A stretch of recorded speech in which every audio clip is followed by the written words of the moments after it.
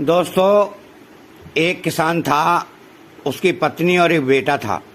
वह अपनी पत्नी और बच्चे को हमेशा खुश रखता था। वह दिन रात खेत में मेहनत करके कमा कर लाता था, उससे उसकी आजीविका चल रही थी। खेत में खुदाई कर रहा था तो उसने देखा कि खुदाई करते करते एक सांप उसकी चपेट में आ गया था। सांप तो मर गया था, सांप का छोटा सा बच्चा था। सांपिन वहां नहीं थी। वो सोचने लगा कि अगर वो सांपिन जिंदा होगी तो जरूर हमसे बदला लेगी, चाहे बदला ले या कुछ भी हो। मैं इस बच्चे को घर ले जाऊंगा, आज से यह मेरा बेटा होगा। मेरा एक बेटा है, आज से मेरे 2 बेटे होंगे। उसने सांप के बच्चे को टोकरी में डाला और अपने घर ले आया। सांपिन ने उस किसान को देख लिया था। सांपिन जैसे ही अपने बिल में आई, उसका सांप मरा पड़ा था। रो रो कर उसने अपना बुरा हाल कर लिया। उसको मालूम हो गया था कि किसान ने उसके पति को मार दिया था। मेरा बच्चा भी शायद उसने मार दिया होगा। उसने अपने पति को वचन दिया कि मैं इसको मारकर ही दम लूंगी, तब मैं तुम्हारे पास आ जाऊंगी। मैं कसम खाकर कहती हूं कि आज मैं भी इसके घर के एक एक सदस्य को मारकर ही दम लूंगी। किसान हर रोज खेत में काम करने, हल जोतने जाता था। उसके कुदाली में खून लगा था। सांपिन को पता लग गया था कि ये काम किसान का ही है। उसने ही मेरे पति की जान ली है। वह किसान के पीछे पीछे उसके घर तक आ गई। किसान तो घर के अंदर चला गया था। वह घर के बाहर ही इंतजार करने लगी, कब यह घर का द्वार खोले या खिड़की खोले जिससे वह अंदर घुस सके। किसान को जैसे ही बाहर जाते देखा कि किसान की पत्नी ने खिड़की खोल दी। खिड़की के एक कोने से सांपिन आ गई और बिस्तर के एक कोने में छिप गई। वहां पर किसान का बेटा एक चटाई पर खेल रहा था। चटाई पर सभी ने उसे खेलते देख लिया था। सांपिन ने किसान के बेटे को डस लिया। खिड़की के बाहर जब सांपिन जा रही थी तो किसान ने देख लिया था कि वह अंदर से आकर दौड़ता दौड़ता चिल्लाया, चीकू चीकू चीकू। किसान की पत्नी ने भी सांपिन को बाहर निकलते देखा। किसान को आभास हो गया था कि सांपिन अपना बदला लेने आई है। उसने हमारे बच्चे को शायद डस लिया होगा। अंदर जाकर किसान की पत्नी और किसान ने देखा कि उसके बेटे को सांपिन ने डस लिया था। वो जोर जोर से चिल्लाने लगी, बचाओ बचाओ बचाओ। वह दोनों उसे अस्पताल तो ले जाना चाहते थे, मगर उनके गांव में कोई भी अस्पताल नजदीक नहीं था। उसके पास इतने अधिक रुपए नहीं थे जिसे वह अपने बच्चे को बचा पाते। उनके बेटे के मुंह से झाग निकल रहा था। वह मर चुका था। दोनों ने अपने बेटे को दाह संस्कार कर दिया। वह दोनों गुमसुम रहने लगे। किसान बोला, अब यह सांप का बेटा ही हमारा बेटा है। हम उस सांप के बेटे को ही अपना बेटा समझकर पाल लेंगे। हम दिन रात उसकी देखभाल करेंगे जैसे अपने बेटे की करते थे। मुझे लगता है कि सांपिन को उसके बेटे को मारकर कुछ राहत मिली थी। वो किसान को मारने आई। वो खिड़की के सहारे अंदर छिपकर घूम रही थी। वहां का दृश्य देखकर उसकी आंखें फटी की फटी रह गईं। वहां पर किसान और उसकी पत्नी सांप को दूध पिला रही थी। उसे देखकर सांपिन रो पड़ी। यह दृश्य देखकर वह हैरान हो गई कि मैंने तो उसके घर के चिराग को मार दिया। किसान ने भी तो बिना सोचे समझे उसके पति को मार दिया था। उसे क्या पता था कि उसका बच्चा जीवित है। वह उसे अपने बच्चे जैसा ही प्यार दे रही थी। उसकी आंखों में से आंसू झलक गए। अगर उसने अपने बच्चे को इस तरह देखा होता तो उस दिन मैं उसके बच्चे को नहीं मारती। इन्होंने भी तो अपने बच्चे को खोया है। मैंने अपना बदला इसके बच्चे को मार कर ले लिया है। मैं देखना चाहती हूं कि यह सच में ही वे उसे अपना बेटा मानते हैं या नहीं।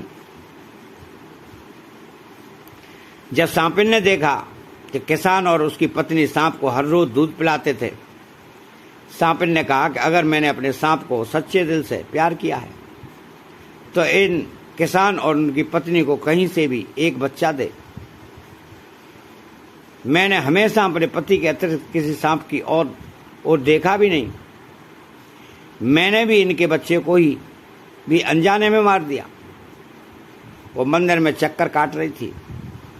किसान और उसकी पत्नी ने देखा कि उनका दरवाजा किसी ने खटखटाया। किसान की पत्नी ने किसान को कहा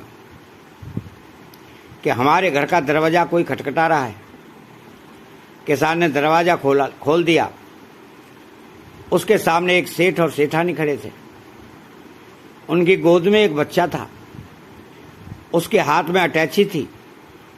सेठानी ने किसान के आगे हाथ जोड़ते हुए कहा कि कृपया हमारे बच्चे को बचा लो, इसको सांपिन ने काट लिया है। हमारे पीछे गुंडे पड़े हैं, अभी भी हमसे हमारा बच्चा छीनने आ रहे हैं। तुम अगर हमारे बच्चे को बचा लोगे तो भगवान तुम्हारा भला करेगा। वो बच्चे को छोड़कर वहां से चले गए। किसान ने बच्चे को पकड़ लिया और दरवाजा बंद कर दिया था। किसान रो रहा था कि आज फिर इस बच्चे को सांप ने काट लिया। हे भगवान, इस बच्चे को बचा लो। मैं इस बच्चे को अस्पताल ले जाता हूं तो यह रास्ते में ही यह दम तोड़ देगा। अगर उन गुंडों ने इस बच्चे को देख लिया तो इस बच्चे को भी पकड़ लेंगे। मैं इस बच्चे के गले से सोने का लॉकेट निकाल लेता हूं। वे लॉकेट छीनने के लिए इस बच्चे को पकड़ रहे होंगे। तो किसान ने उसका लॉकेट अपने कमीज में छुपा लिया। किसान की पत्नी अपने पति किसान की तरफ देखकर बोली कि चलो इसको बचाते हैं। सांपिन खिड़की से सब कुछ देख रही थी। उसने अपनी मणि नीचे गिरा दी थी। किसान ने देखा कि मणि उसके सामने पड़ी थी। वो चौंका। उसने चुपचाप मणि को उस बच्चे के काटे हुए स्थान पर लगा दिया। उस मणि ने सारा जहर चूस लिया था। वो बच्चा बच गया था। दोनों से हल्दी वाला दूध पीने को दिया। वो दोनों बच्चे को जिंदा पाकर खुश थे। थोड़ी देर के लिए सोचने लगे कि हमारा बेटा वापस आ गया है। यह तो सेठ सेठानी का बेटा है। चलो, इस बच्चे की जान तो हमने बचा ली है।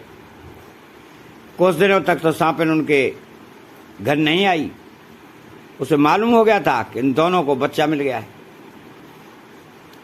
बच्चा चाहे किसी का भी हो, सेठ सेठानी को उन गुंडों ने मार दिया था। किसान जब खेत में जा रहा था, उसे चौराहे पर सेठ और सेठानी मरे हुए मिले। पुलिस छानबीन कर रही थी। किसान और उसकी पत्नी ने उस बच्चे से पूछा कि बेटा, तुम्हारा नाम क्या है? वो बोला चीकू।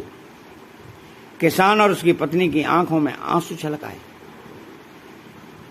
वह बोले, आज हमारा चीकू वापस आ गया है। वह चीकू को अपना बेटा मानने लग गए थे। सांपिन बीच बीच में अपने बच्चे को देखने आती थी। एक दिन सांपिन के मन में आ गया कि कहीं वह किसान और उसकी पत्नी उस बच्चे को पाकर मेरे बच्चे के साथ अन्याय तो नहीं कर रहे हैं। वह मेरे बच्चे को भी प्यार करते हैं या नहीं, मुझे इनकी परीक्षा लेनी होगी। सांपिन ने एक सपेरे का रूप धर लिया।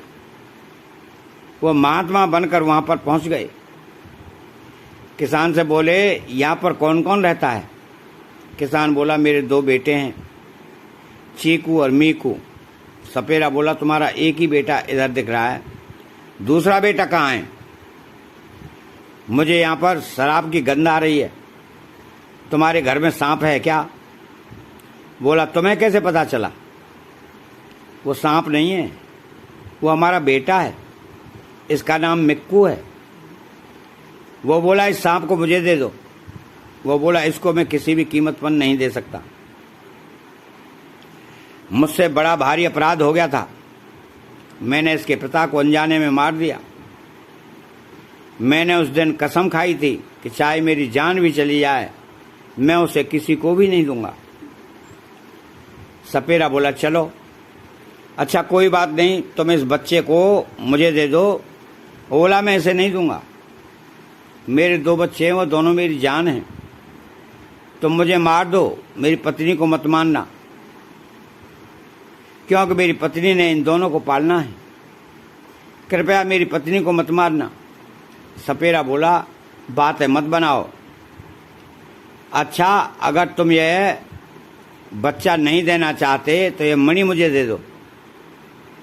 किसान बोला, ठीक है, मेरे दोनों बच्चों को छोड़ दो, इस मणि को ले जाओ, हमें इस मणि से कुछ नहीं लेना।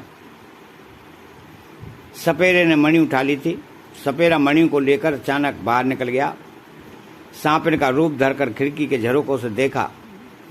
दोनों पति पत्नी ने कि मेरे बच्चों को अपने बच्चे जैसा प्यार दिया। वह दोनों सच्चे हैं, मेरा बदला अब पूरा हुआ। बाहर निकलकर वह सांप के बिल में पहुंच गई जहां पर सांप मरा पड़ा था। सांपिन वहीं पहुंच गई जहां उसके साथी ने अपनी जान दे दी थी। वो मरकर अपने सांप के पास पहुंच गई थी। उसने किसान और उसकी पत्नी को छोड़ दिया था। जब किसान बाहर आया तो उसके घर के बाहर सांपिन मरी पड़ी थी। मणि वहीं पर पड़ी थी। किसान रो रहा था। किसान को सारा माजरा समझ आ चुका था। वो अपने बेटे को देखने आई थी। शायद सपेरे के वेश में किसान ने उसे जला दिया था। आज किसान खुश था। आज उसके दिमाग से सारा बोझ हट चुका था। आपको ये कहानी कैसी लगी कमेंट करके ज़रूर बताएं। वीडियो को लाइक करें, ज़्यादा से ज़्यादा शेयर करें, और अभी तक अगर हमारे चैनल को सब्सक्राइब नहीं किया है तो चैनल को सब्सक्राइब अवश्य करें। धन्यवाद।